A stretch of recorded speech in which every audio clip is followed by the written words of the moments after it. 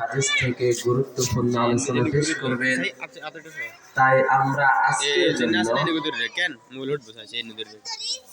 সমস্ত কাজকামকে রেখে আজকের এই সময়টা যাতে করে আমরা কোরআন ও হাদিসের যে মজমা এটার মধ্যে দিতে পারি, আল্লাহ তাআলা আমাদেরকে তৌফিক দান করুন, আমিন। সম্মানিত হাজিরিন, রাসূল কারীম সাল্লাল্লাহু আলাইহি ওয়াসাল্লাম সাহাবায়ে কেরামদেরকে উদ্দেশ্য করে বললেন, কানজিম মিন কুনুজিল জান্নাহ, হে সাহাবারা, তোমরা জান্নাতের বাগানে যাও আর সেখানে গিয়ে জান্নাতের ফল ভক্ষণ করতে থাকো। রাসূল কারীম সাল্লাল্লাহু আলাইহি ওয়াসাল্লাম যখন এই কথাটা বললেন, তিনার সামনে যে সমস্ত সাহাবী ছিলেন উপস্থিত, সবাই আল্লাহর রাসূলকে আরজ করলেন, ইয়া রাসূলুল্লাহ, আমরা কোথায় জান্নাত বাগান পাবো আর সেখানে গিয়ে ফল ভক্ষণ করব, এমন জায়গা কোনটি?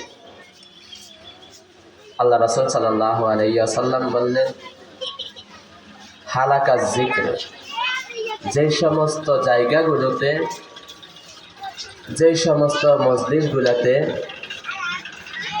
আল্লাহর রাসূলকে নিয়ে আলোচনা হবে, কোরআনের আলোচনা হবে, হাদিসের আলোচনা হবে, জান্নাত জাহান্নামের কথা হবে, ওই সমস্ত জায়গায় তোমরা যাও আর সেখানে গিয়ে জান্নাতের ফল ভক্ষণ করতে থাকো। অর্থাৎ আমাদের আজকে যে প্যান্ডেলটা আছে, আজকের যে জান্নাতের বাগান, রাসূল কারীম সাল্লাল্লাহু আলাইহি ওয়াসাল্লামের হাদিসের ভাষ্য অনুযায়ী এই জান্নাতের বাগানটাকে ফেরেশতারা ঘেরাও করতে করতে আসমান পর্যন্ত পৌঁছে গিয়েছেন। সুবহানাল্লাহ। এই যে আমাদের এখানে আমরা যারাই আছি, আমাদের সবার চেহারা, সবার ছবিটা আল্লাহ তাআলার দরবারে ফেরেশতারা ক্যামেরার মাধ্যমে আল্লাহ তাআলাকে দেখাইতেছে। আল্লাহ তাআলা তো সচক্ষে দেখছেন, আল্লাহ তাআলা দেখতেছেন, কিন্তু তারপরেও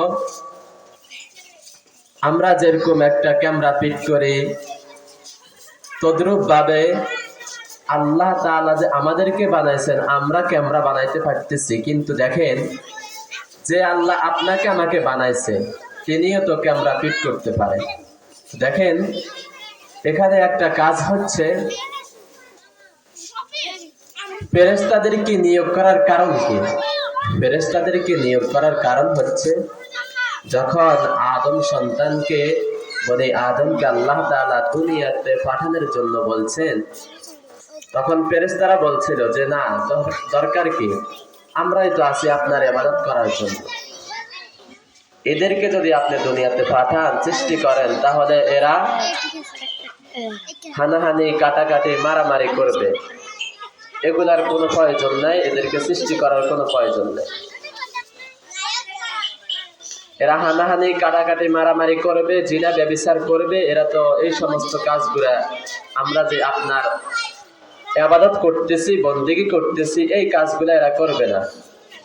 তো দেখেন আল্লাহ তাআলা ফেরেশতাদেরকে নিয়োগ করার উদ্দেশ্য হচ্ছে, আল্লাহ তাআলা ফেরেশতাদেরকে সাক্ষী করাইতেছেন, তোমরা না বলছিলা আমার এই সমস্ত বান্দারা গুনার কাজ করবে, নেকের কাজ করবে না, হানাহানি, কাটাকাটি, মারামারি করবে।